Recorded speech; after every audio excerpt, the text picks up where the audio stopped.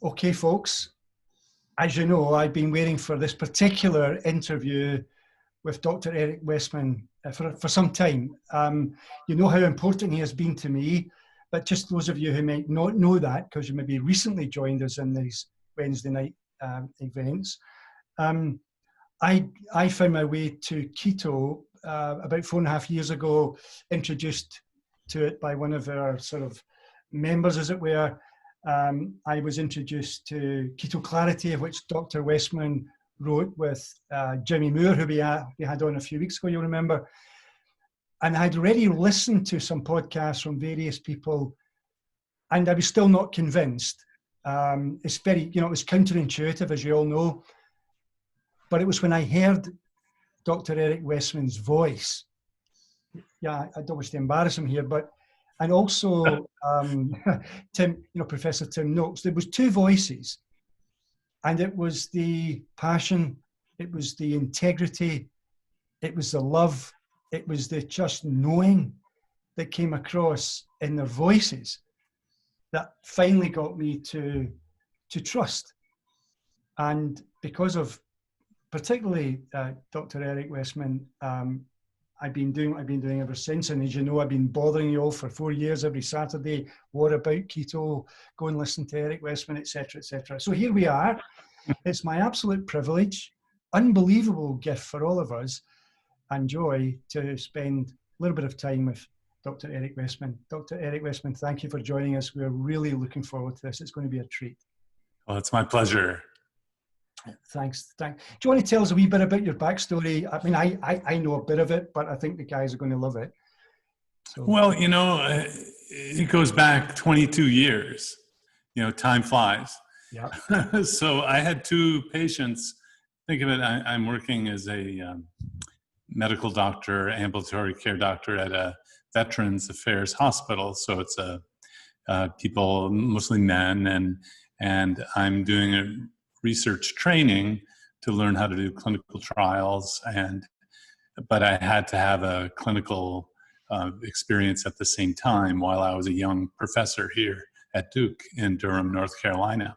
Yeah. And so two of my patients lost over 50 pounds over, I saw them 6 months ago and they come back, they lost weight.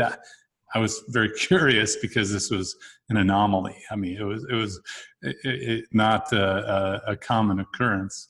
And I asked them what they did. And one of them said, all I did is eat steak and eggs. Kind of looked at me and I was like, oh my God, this can't be a good thing.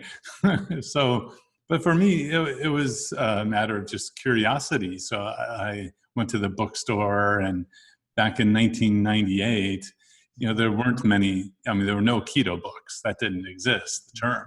There was the Atkins book. There was the Protein Power by Mike and Mary Van Eads.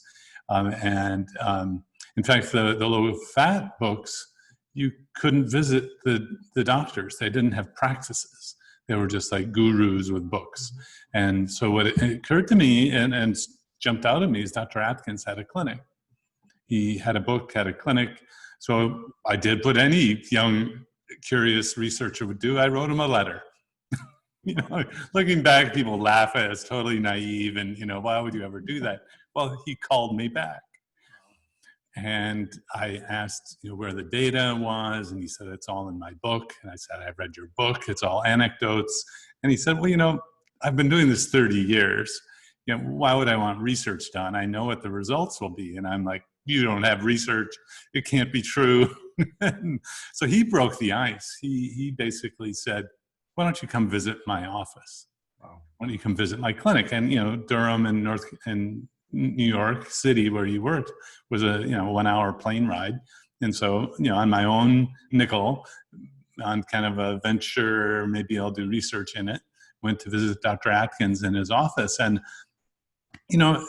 my colleagues back at Duke kind of claimed that they hired Broadway performers to come in to the office. I mean, they were so resistant to believing that this would work that I went in and I saw some patients coming in and I sat in Dr. Atkins' office. I sat in Jackie Eberstein's office. And, unless they were fabricating it and using Broadway actors, it worked. You know, even cholesterol levels, they had charts and flow sheets, and I thought, well, this is interesting.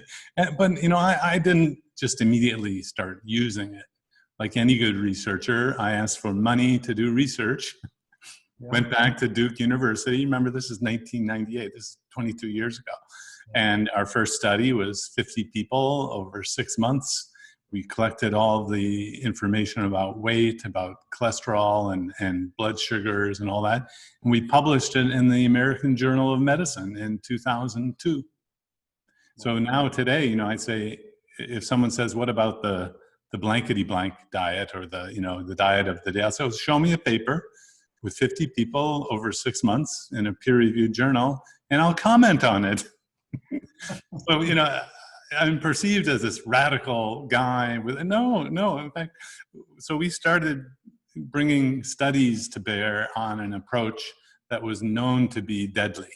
I mean, even in the first study we did, the dietitian complained to the hospital director that they're going to kill people in that study, and they wanted to shut down our study. It was just 50 people changing the food, you know, but you have to remember the sensitivity back then, the resistance was really strong.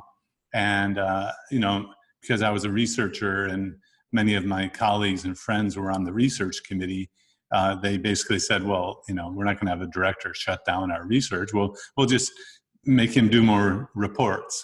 So I ended up doing, you know, like every month report, just showing that I wasn't killing people. You know, I laugh now. I mean, at the time, it was very serious. And you know, a couple of my supervisors kind of drubbed me and, you know, like, anyway, it's kind of funny looking back. But so I basically followed data, and it was, so the first study looked good. So we went back to Dr. Atkins and said, you need to do another study. He had created a foundation. Yep. And the Atkins Foundation funded 7 or 8 professors around the US at universities. And if you search the Atkins professor, there's one at Duke. So that happened after Dr. Atkins died. But so that actually the foundation has created a bit of a legacy within the academic world, although none of these professors study the Atkins diet.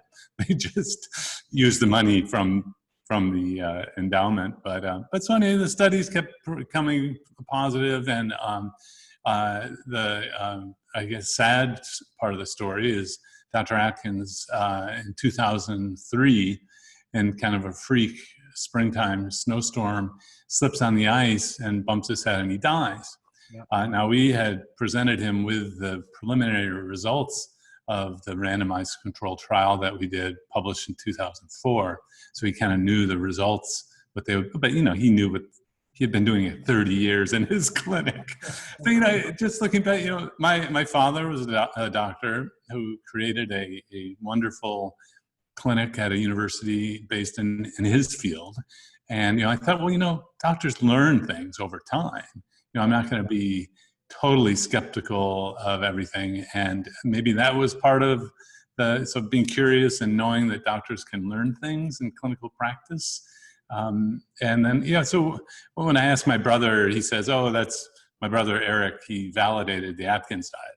Well, yeah, so we didn't create it or come up with it, but we, Jeff Volek in the US, V-O-L-E-K, and Will Yancey, my group at Duke, were really the 2 groups that started seriously looking at the science and publishing papers about it, which, you know, is really important, although we didn't, you know, create it. And then, of course, time goes on, we translate it in different ways, and then it gets to you 20 years later. So, I mean, it's great, you know, but my passion about it comes from the clinical reality that it works, and I used it. So the research money dried up. You know, the Atkins Foundation got stuck in the recession in 2008 in the US or worldwide, and they stopped funding studies, and you can't get a research study funded on the Atkins diet at the US National Institutes of Health. I mean, very difficult in the UK too. And you know, I review some grants that come from the medical group there, and you know, just the entrenchment against it, or anyway, that's a whole nother story. But my research dried up, so I just went back into a clinic and set up a model clinic using a low-carb keto diet back in 2006. So for the last 14 years, I've been happy, 3 to 4 days a week, using this in a clinical practice at a university.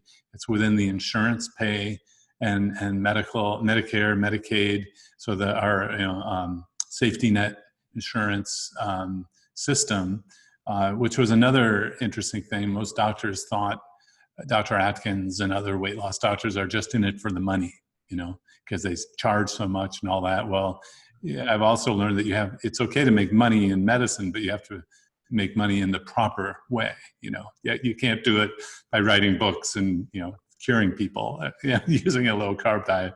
But so that was actually a explicit strategy that Dr. Yancey and I created a program that would be sort of above the you're in it for the money reproach, and so that's what got me into the Obesity Medicine Association, which is a group of a couple thousand doctors who do this for a living, not all using low carb or keto.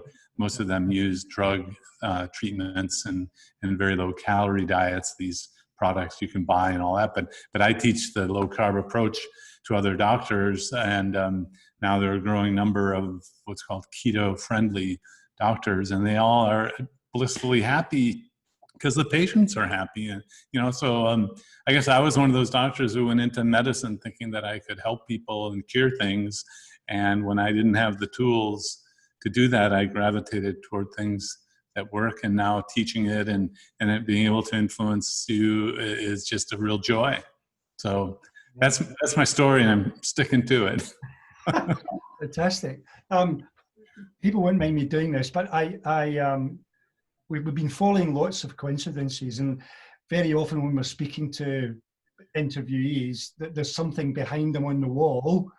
And from what I can see, it looks like Tabletop Mountain behind you there on that painting. Would that be right? I'm sorry? It looks like Tabletop Mountain. It is Table Mountain, yeah, in Cape Town. Yeah. So is that a link directly or indirectly to Tim Noakes? Yeah, well, Tim, so Dr. Noakes, Yes, Professor Noakes, Prof Noakes, Yeah. put on the first world conference on low carb diets in Cape Town. And because there was such a surge in popularity at the time, I connected with an entrepreneur from Cape Town. And so actually my teaching and product company, which I make no money from yet, sadly, called Adapt Your Life. We're rolling out Adapt Your Life Academy just now to teach people in the internet. Yeah, so this is the South Africa connection. My business partner, Glenn Finkel, sent me this photo of Table Mountain, one of the wonders of the world that I'd never heard of, Yes, it's fascinating coincidence. We had Professor Tim Noakes on a few, Wednesday nights ago. It was fantastic. Yeah. So just the coincidence is fantastic. So that's good. Again, my people who follow me, we're always looking for them. So there you go. I suppose going back. Can you see Don Quixote on the back there? As well, yes. That I sort of inherited or environmentally got from my father, who was always, trying to help children who couldn't speak for themselves. And so, yeah, I'm used to tilting at windmills, although it's been so long since I've read that book. I mean, we finally have won, although we're still trying to convince other people. So there's still windmills to tilt against.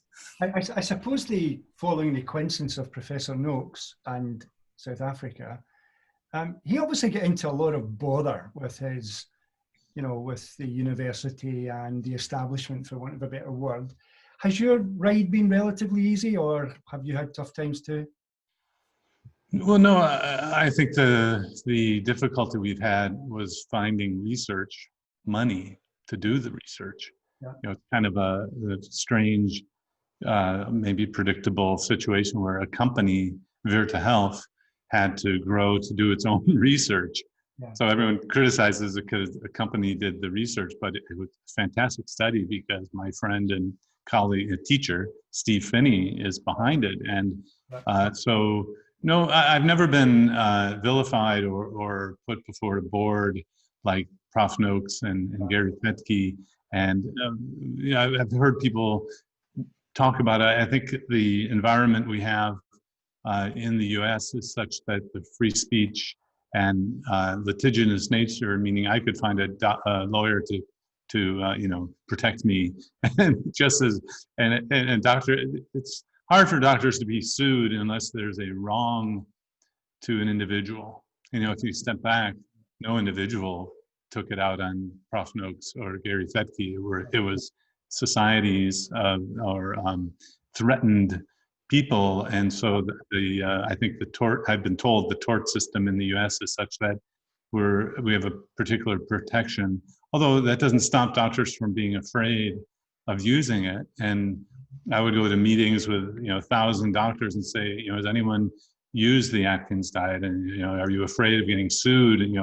But it's not a legitimate concern. But we're pretty risk averse as a general rule. We doctors, we stay and follow guidelines and don't want to rock the boat. And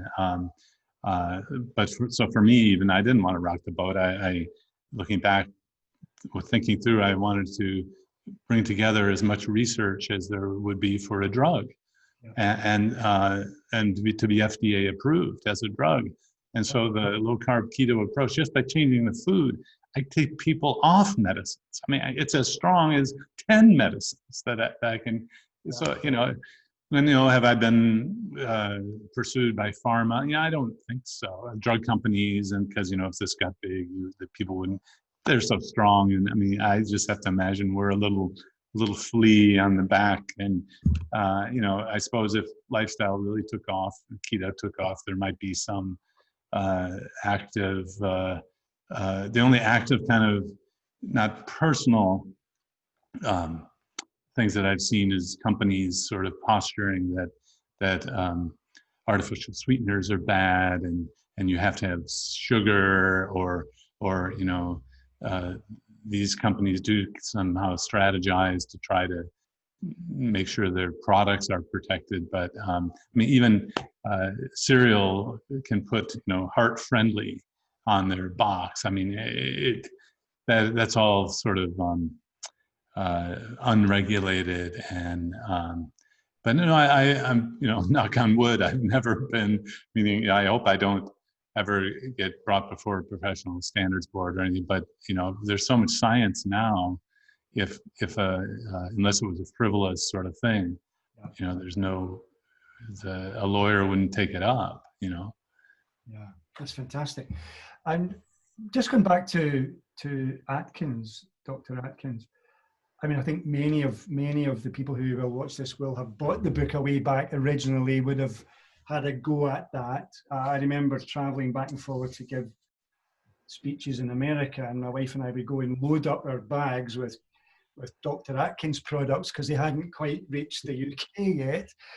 We're fascinated by it, but the emphasis that I think came across, particularly in the UK, was that was a high protein diet. It was kind of all about eggs and bacon and stuff like that.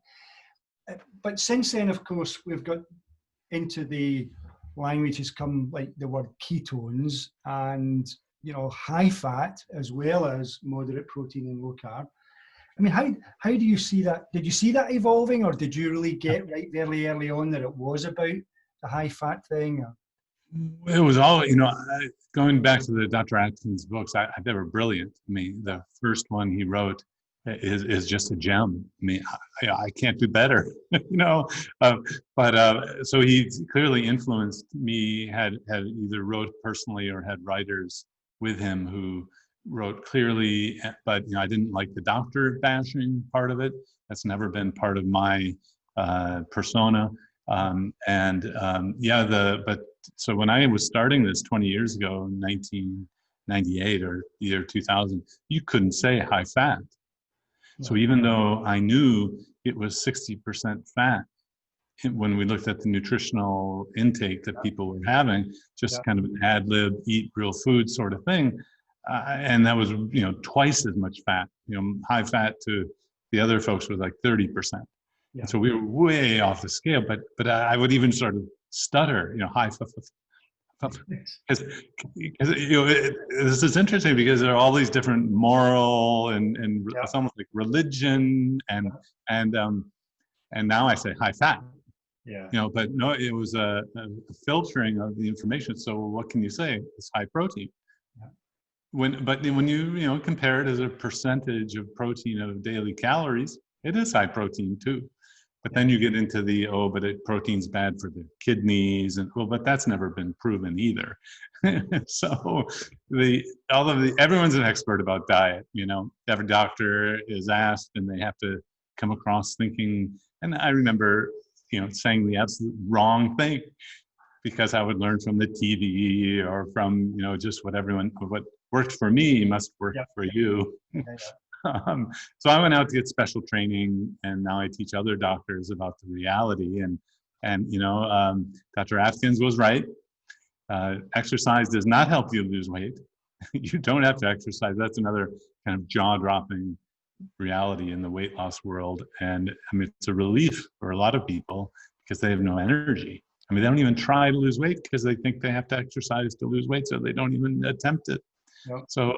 Dr. Atkins, I wish he was still around to learn from, but Jackie Eberstein, the nurse that worked with him for 30 years, has been around, and she's been I would say, friend and now mentor, teacher.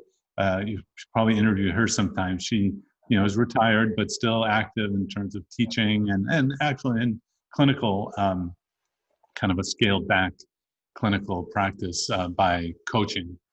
By phone, but she's great and probably is Jackie Eberstein's probably one of the most knowledgeable people about low carb keto diets, the Atkins style.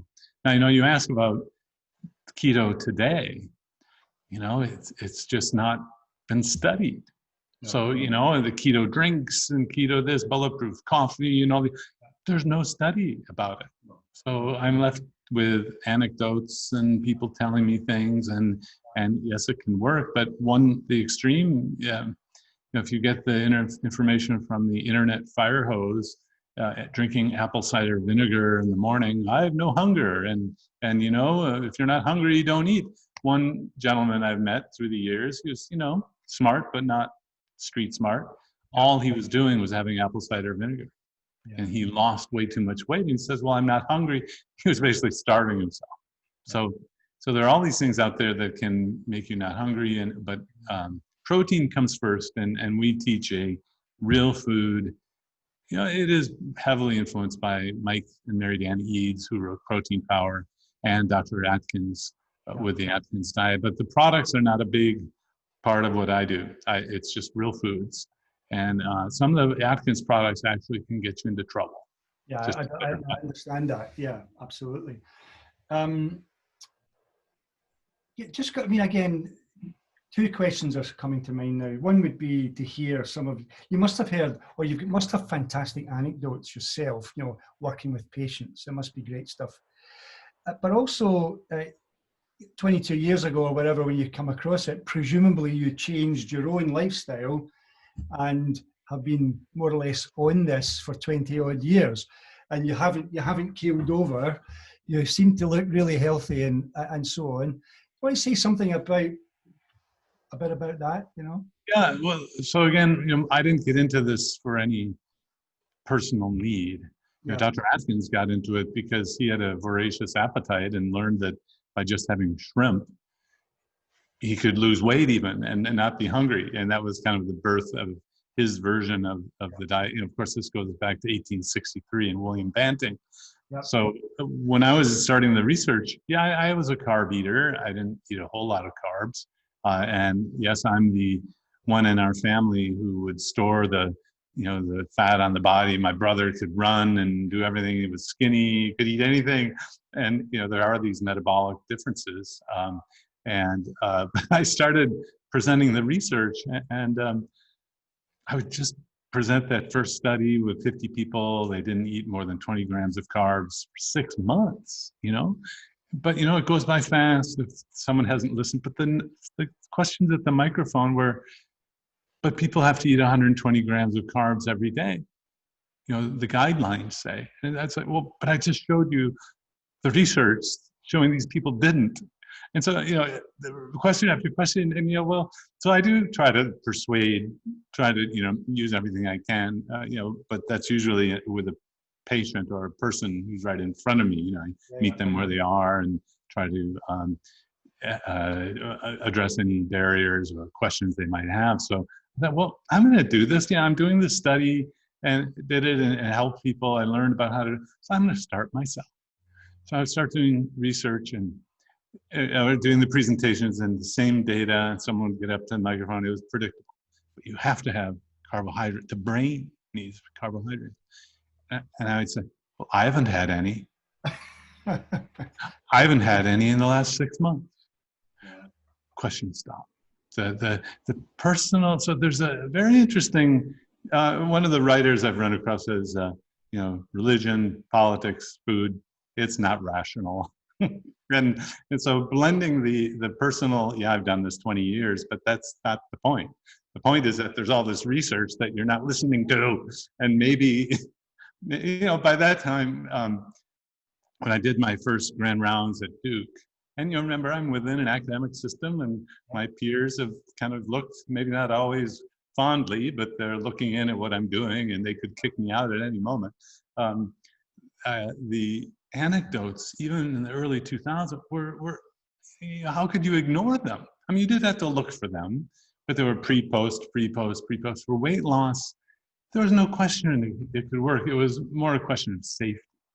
And safety, coming from the drug development training that I received, is an issue of assembling the information completely, so you're not missing out on people, and then having enough people in a, you know, couple thousand, where you follow them over time, and you know, they don't die, they don't have really serious adverse events, things like that. And so that was the personal persuasion of me doing it, that it doesn't mean it's healthy for anyone, right? But it was the combination, it was sort of a 1-2 punch of, well, he's doing it. Gee, I shouldn't criticize too much, and that shouldn't happen in science, you know. But medicine and medical meetings are an interesting blend of the irrational belief system and also science. It's even so the fast forward. It's been 20 years. We've been publishing. The Academy of Nutrition and Dietetics, one of the world's leading dietitian groups, is now inviting Will Yancey, Steve Phinney, Jeff Volek, Eric Westman to their meetings. And I was on a virtual one just this spring, and you know, the moderator was supportive and all this, but you know, there must have been 10 worldwide kind of barbs that were sent by email afterwards. Like, how could you have a doctor talk about high-fat diets? He's killing people, and so there's always going to be some controversy, yeah,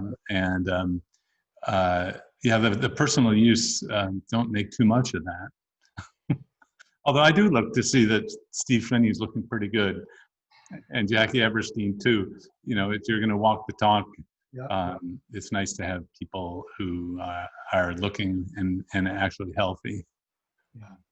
Yeah, absolutely. And is there? I always people want to know this, and we tend to ask it at the end, but maybe I'll just go straight to it, and then we can do some other things. So what typically are you eating in a day? It's always the question, you know. I'm sure you've been asked it tons of times, but yeah.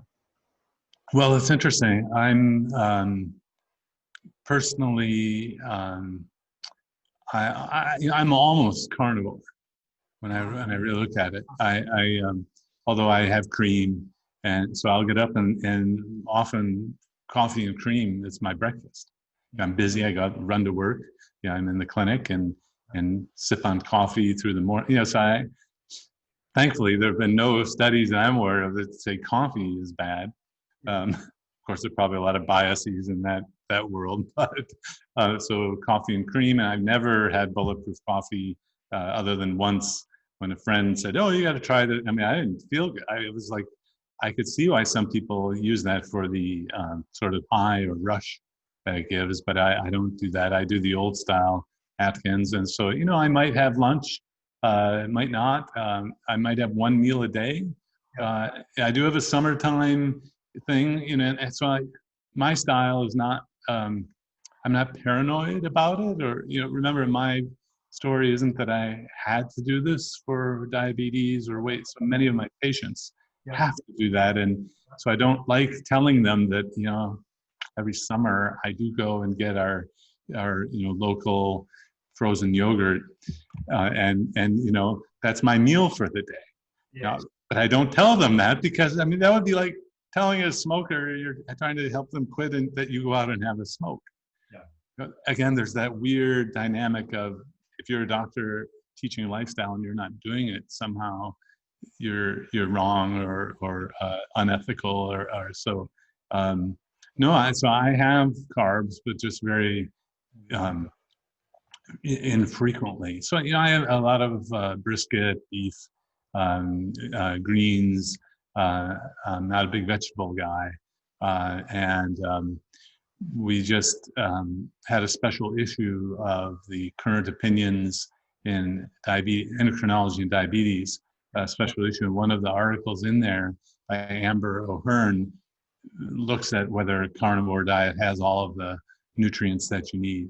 And, she can't conclude yes, but, carnivores eat other animals and as long as you're nose to tail kind of thing, I'm not too concerned about that. But you did ask other things. So I eat a variety of chicken, beef, fish. I don't obsess about food quality. That's another interesting thing. I've met some people who are off on this tangent that the omega-6 is killing you, and I think that's a lesser important thing. So my ideas and how I've come to it are going to be put, well, they're in a book now that's coming out in December. It's called End Your Carb Confusion. And actually in this book, we're going to explain how if you're metabolically flexible, basically, you can incorporate more carbs. But back to me personally, I like nuts. And while at first I tell people not to have nuts because they are a trigger food and it can make them overeat and then it doesn't work, I do, what else is, I've been exploring these new low-carb, keto-friendly frozen meals. So yeah, I'm not a big chef in the kitchen kind of guy. And there are some now in our area that have chicken crust. It's a chicken crust pizza. There you go. Which actually is pretty tasty. Yep. So, I joke that I like to have other people cook for me, so that's the restaurateur, the chef. Yeah, it's a glorious way to eat. I mean, I learned from Dr. Atkins that you could have surf and turf in Manhattan, or you could have shrimp and grits in North Carolina. Just go easy on the grits. So it's really more like top sirloin and shrimp here. So I'm not a purist in terms of the food quality. It's really good to hear you're human. So that's fantastic, and I'm sure a lot of people appreciate that. Oh, my patients remind me every day that I'm human, and I think that's an important thing to, and maybe why we haven't had a chance to talk. I'm not out there on the blog, Twitter world. I'm in my clinic. Yeah. So I mean, I'm with Adapt Your Life and this company. I'll have more of a presence, but I'm still, full-time professor and physician at Duke. So I'm not doing the how should I say, bailed out. I mean, that's not bailed out.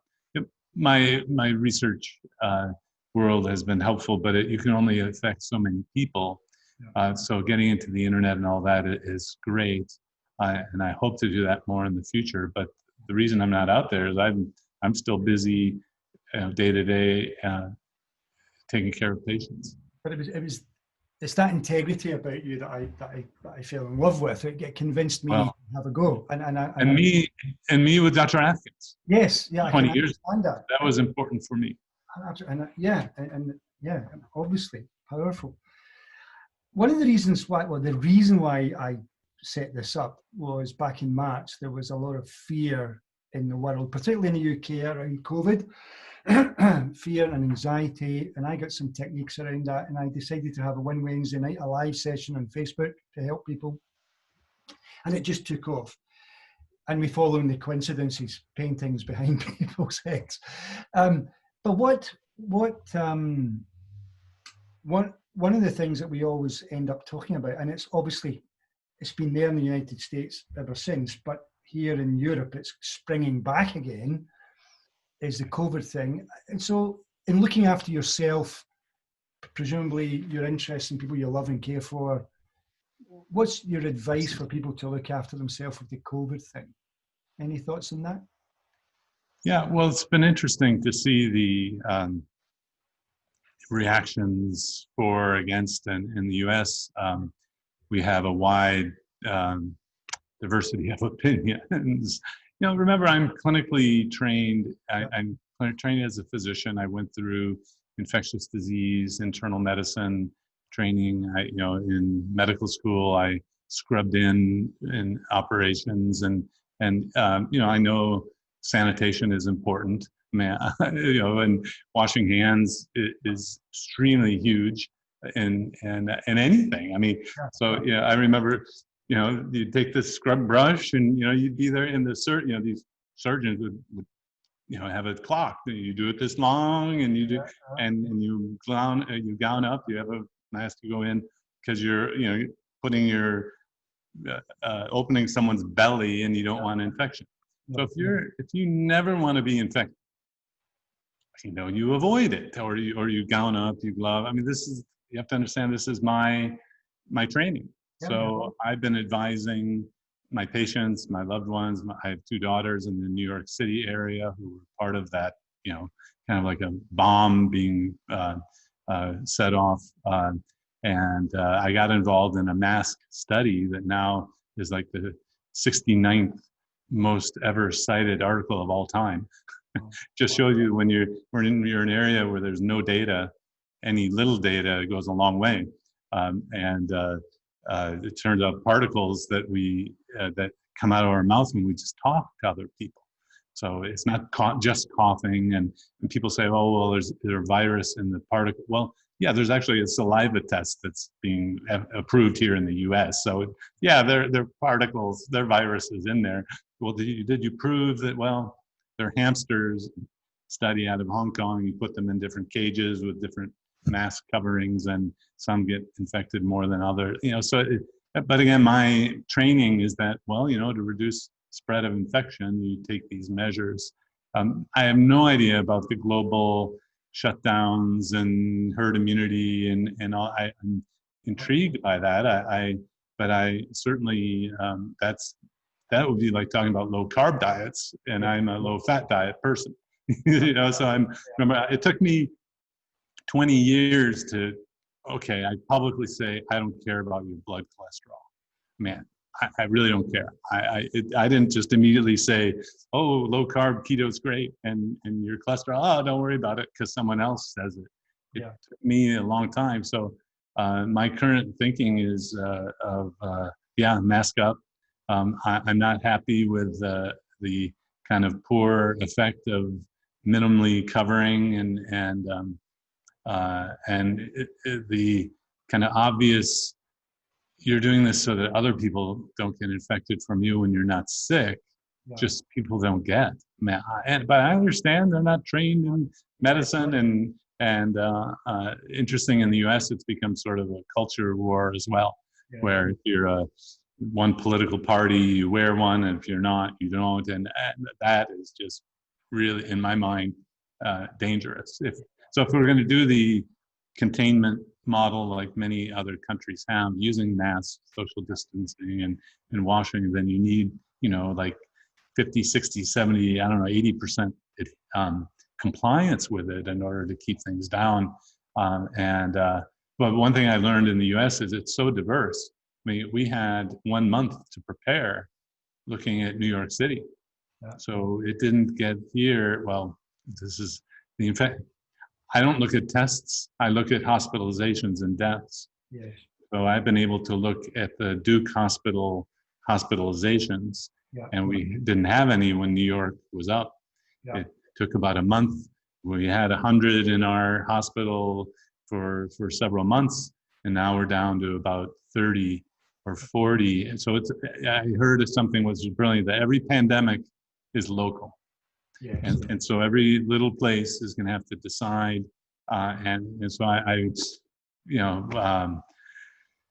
but anyway, I come from the tradition, but toggle over to low carb and keto. And it's like, I'm not giving up my low fat until there's a whole lot of data about low carb. And well, there is a lot of data about low carb, but so I'm not giving up my mask mitigation, public health view until I see more data. What are your thoughts kind of putting all this together? Well, you probably at some point maybe I've come across the fat emperor Ivor Cummings. Have you heard him? The Irish guy? I just went ahead on a off topic or off recording. We were on the Dr. Berg summit together, and when the recording is off, I'm going to listen to a podcast that he did with one of the professors. But this isn't low carb he's talking about. It's not keto, and that has me a little disturbed that we'll all be branded as people who don't believe in infectious disease. And there's even one sort of tangential keto person who has apparently a book coming out saying that it's the EMF, the cell phones that give you keto. I mean, they give you COVID-19. Yeah. I just that's going way out of my comfort zone. Yeah. Well, I mean, I've got to be fair to say that we've interviewed Ivor Cummings on here too, on this series. And brilliant guy, I have to say. Yeah, and I've listened to most of his podcasts, and I've heard you in Endless podcasts, and I think the variety of scientific people he interviews certainly it's intriguing, the proposition. But he obviously believes in social distancing and wearing masks when you're out in the shops and all of that, and he's fine with that. I think what I do is I want to respect the people I'm near. So if I'm out and about, I will put a mask on, obviously, because we have to legally here now anyway, in shops and stuff.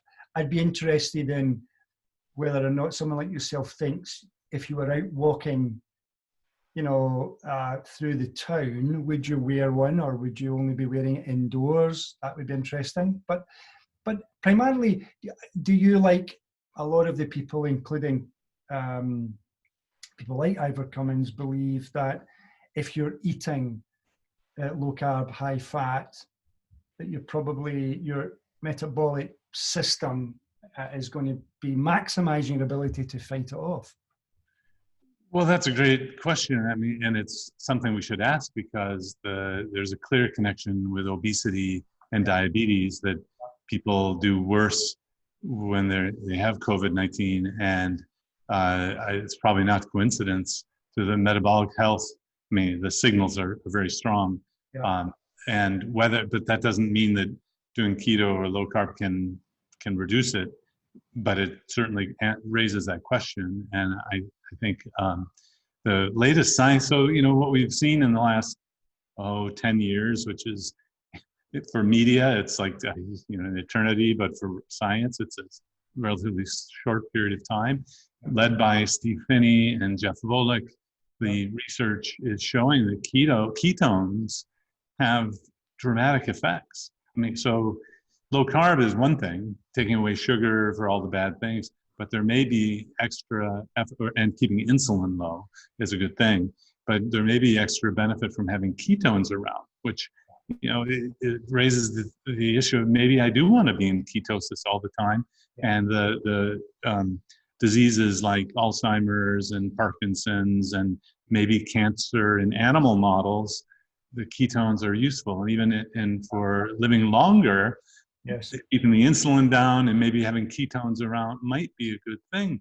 So the idea that we're able to study this now is fantastic. Yeah. So as Gary Taubes, wrote in, and his book was pioneering to me, Good Calories, Bad Calories. If you've never read it, you're wondering how this all could happen. Yeah. His book and Nina Teicholz's books will bring you from the 1970s to today. And Big Fat Surprise by Nina Teicholz. Gary had this saying that, if you research something more and more and more and it gets weaker and weaker, you should bail out on that research. So when we're studying keto more and more and more, the more it looks good and looks better. But I am at that animal world, animal studies, human studies. There's a big leap there for lots of things. Yeah. And for me to sign off as a clinical guy, researcher, I want human studies. I want them replicated, reputable groups. I've learned in retrospect, hindsight is 20/20, that the first thing I should have done is to get someone else to replicate my study. Yeah. So if you're in a real far afield and you're doing something really dramatic that's different, cold fusion, or I don't know what it is, get someone else to study it right away. Of course, you may want to patent it if there's IP around it, but so for so many years it was, well, you were funded by Dr. Atkins. Yeah, of course. And that was the criticism. I know. Anyway, so yeah, I'm living longer, that's, for a while I was a repeated speaker at the conferences on longevity, anti-aging conferences. Most of them happened in Florida. No coincidence, there are a lot of retirees in Florida. And so they've known for a long time that insulin promotes growth and less of a longer life. I'm now intrigued about the whole metabolic rate connection with longevity, and it's more complicated. And where you live matters. If Dr. Atkins hadn't lived where there's ice, he might still. And he lived in a blue zone on the beach. Yeah. He never would have slipped on the ice. So there are some confounders with these studies, but keto is looking better and better. So again, I don't know what age you are, but I'm 60. Okay. I was born in 1960. Excellent. Okay, it's fantastic. Well, you're a good advert for what we're talking about, so that's fantastic. And by coincidence, last week's guest was 60 as well. So your own gut feeling about looking after yourself for longevity, do you want to share something about that? Because it is one of the interests we have in this particular group of people who follow this. Yeah, well, I think diet is really important, if not the most important thing. Yeah. The more we learn about sugar, the scarier, or not scary, the more concern I have about it. And when you look back, there was a U.S. Fitness guru, Jack LaLanne, who lived he was 99, I think. Yeah. But when you look at his story, he gave up sugar when he started exercising. Wow. So, you can't prevent, you can only prolong and life. And then I think you want quality of life. If you are suffering in order to live an extra 6 months, I don't see that as a great thing. No. But for some people that is. I mean, if you are waiting for the return of Jesus Christ and it doesn't matter if you want to be alive, then you will give up things. And so I kind of see maximization of having quality and quantity as the goal. Exercise to me can be overdone. We're seeing now the generation who thought they could run away everything are now getting knee replacements. And, so if that doesn't bother you, that might be what ends up. So I think there's a balance. In fact, too much exercise is a stressor. But I think no exercise misses out on some of the benefits of exercise. I mean, so for me personally, I jogged and And as a friend of mine said, have you ever seen a happy-looking jogger? I mean, they're all like, I'm not a big aerobic guy unless I'm playing sports and all that. And my brother was, there are a lot of individual differences. So I've ended up being more into the yoga, meditation, stretching sort of space. But that's just me personally. Yeah. That's what fits for me. And presumably continuing with your ketones and your low carb and stuff. Yep. Awesome. Well, I'm for the first year this year, 2020, we had the Dr. Westman Keto Retreat. Oh, wow. At this, a friend of mine built this beautiful hotel on the beach, on the Sounds. It's near the beach. But so we had 50 people come from all over, and we addressed diet. I'd really like to expand it and then address physical, the spiritual. But it was just like the first getting together, but we're going to be doing it again. They practice great, mitigation practices there in that little town in North Carolina. Of course, it's a bit of a hike to get to, which is part of the charm. That it's sort of isolated, but I think it's important for addressing food and diet, of course, but also these other aspects of physical and spiritual health. I think is part of the equation for most people to live longer and live healthier and more satisfied. Yeah, fantastic. But did I say emotional? I'm sorry, that's part of it. Emotional too, yeah. The retreat just makes sense. We've done retreats, and I think down the line, that's the sort of thing I think I can see myself getting involved in again. Like what you've done is bringing people together. Careful what you mentioned. So one of the things that I love about, and I put about 2,500 hours in now listening to podcasts. I walk my dog 3 times a day, and I listen as I go along. Very fortunate to have listened to amazing people, including yourself, and now getting the chance to speak to them, which is unbelievable. What about some of the anecdotes or stories that have personally moved you? Do you want to share one or two of them? The other thing that comes to mind as we get towards the end is what I keep finding is it's almost like endless diseases or conditions have been positively affected by ketones or by this low carb thing, high fat thing. Do you want to sort of summarize some of that stuff, and then we'll maybe let you go? Well, in the medical clinical world, I don't get too emotional, right? I mean, you do this, it works. It's we fix type 2 diabetes. Not only manage it, we fix it. Take people off medicine, and then they don't have diabetes anymore. And then people come back and say, "Oh, you're so great." I said, "Well, I thought this is what doctors were just supposed to do." Yeah. I mean, you thank your surgeon for taking out the appendix. I mean, it saved your life, right? Yeah. So, but I've been involved with these weekend meetings where we went to the town, put on a conference with local experts and local followers. We did that, 18 times around the U.S. and well, I mean, we're left in tears by hearing the stories. I mean, so the young man who sits next to me has autism and he's heavy, and his mom tells his story about now he's studying in school. And so I said, is that you that she's talking about? And he goes, yes. And so, I mean, the people going from walkers to walking.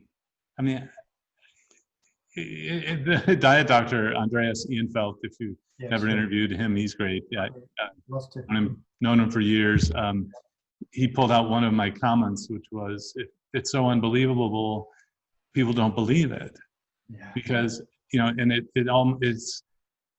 borders on the idea of one of these faith healing, you go up and, oh, you're healed. No, it took a year to get there. Yes. I mean, it doesn't happen well unless you have seizures. Yeah. Children with seizures can be fixed overnight. Yes. So the heart failure patients who have a implanted pump because they have no heart function, no one will touch them. I mean, they're sick. They're some of the sickest people are still walking around. No one will touch them to help them lose weight. I mean, so all we do is we teach them how to change the food. And yes, I do get them in shape for a heart transplant, but one of them didn't need the heart transplant anymore. You know, much to the dismay of the surgeon. I mean, they just want to do more operate. We have plenty of people on the transplant list here. So, you know, but it's the people who tell the story of they were in bed, couldn't function, now they're out functioning. I mean, they are sort of unbelievable.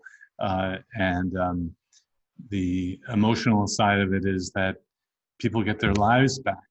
They think there's no hope. The doctors are just managing things and expect things to get worse. Yeah, I mean, there's just so many to think about. The person who in a wheelchair because she had an ATV accident, all-terrain vehicle accident, very vigorous individual, spinal cord section, she's paralyzed in a wheelchair. Yeah. She's gaining weight. No one said, well, you have to exercise to lose weight. They don't even try. I mean, she lost 50 pounds in half of a year, 6 months, because, you know, she's going to do it. You know, so there are all of these interesting projections of, well, that person, they're never going to do it, or that sort of is a little side of me that, you know, sort of the prodigal son story of I want to help that person that everyone thinks can't be helped. Yeah. And maybe that's what's kept me in the clinic too long, to not spread the word, but so many other people are spreading the word now. I'm sure you have innumerable stories that you hear about well, they are transformation stories because people get their lives back. And now I'm even trying to figure out how to tactfully say, you know, the medical world is doing harm. Yeah. And I can say that one-on-one with my patients very tactfully, and they understand it and all that. You get into, you know, trouble if you're out and about speaking that too loud. Yeah. Yeah, it's I mean, that's why I became a doctor, was to get these kinds of stories, and that's why it may seem I'm kind of clinical about it, because I thought that's what doctors did. Yeah, of course. On reflection, asking doctors, it's a simple yet silly question for the reasons you've explained. But I think for the lay people like myself, these inspirational stories just inspire all the time. It's like, oh my God, so many illnesses and so many of them, people reversing out of them because of this. And it seems to be endless different kinds of illnesses. I never get tired of hearing them. You know, I'm sort of getting pleasure out of taking drugs away from people. Now, you know, that's getting, you know, most doctors have pleasure by giving a prescription. Yep. You know, we're trained that way. It's a you know, a reward system. We fix things by giving that, you know, so I enjoy taking away medications. So maybe to help close off, I mean, what are you looking forward to, in a sense? What are you focusing on, say, in the near future? And how do people get in touch with you? Because I think a lot of the people who watch this would be interested in coming to the retreat if you're going to do them again. Yeah. So we have to keep the number down on the retreat. Yeah. Although the traveling show idea of traveling with retreats around is something that Adapt Your Life has already done. And when travel gets back, or if you don't have to travel, we just go to places where people feel safe to come out. Yeah, that is a big focus. But there are two things that are coming out like right now. The Adapt Your Life Academy is a course, internet course location where you can get the style of simple, easy, keep it as uncomplicated and simple as possible. So watch out for adaptyourlifeacademy.com. That and then all of my YouTube videos are up at Adapt Your Life, the YouTube channel. And then we have a book coming out called End your carb confusion. Yeah, I've teamed up with a author, Amy Berger, who is known for her Alzheimer's antidote book and her, simple keto without the crazy, she calls it. So she and I put together a book that's coming out through Victory Belt. In fact, you can purchase it at Amazon US, at least now. We don't even have a cover chosen on it, but the manuscript's in. We have a publication date. And the keto people may be surprised that I'm actually acknowledging that some people can eat more carbs and still be healthy. So I'm trying to broaden the appeal, if you will, of the message, so that if someone really can tolerate potatoes and they want to have them, then great. Just don't have the, real sugary stuff. And so it'll really be the first book that takes different carb levels and endorses a keto diet all at the same time. I hope it'll be helpful and get many more people interested. Yeah.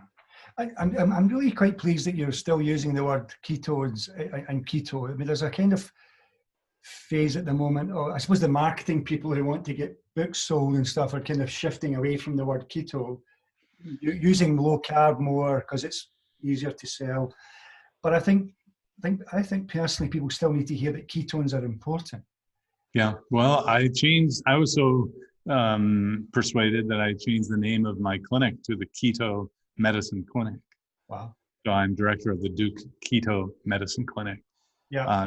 Part of it was I learned that the lifestyle medicine brand is kind of really a cloaked version of vegetarian diets. I kind of knew that, but when Belinda Fetsky wrote and explored all this in detail, I wanted a distance from the lifestyle medicine brand, if you will. But yeah, I think it's important to keep keto for at least some people, and maybe maybe everyone would do better. I don't know. That means we need to study it more rather than ignore it and put it aside. I agree. Keto is a good word. Yeah, and I take it you still believe in a wide church, to use a phrase, in terms of you can do this as a vegan or a vegetarian right through to carnivore. Yeah. Any style of food can be keto. Absolutely. Fantastic.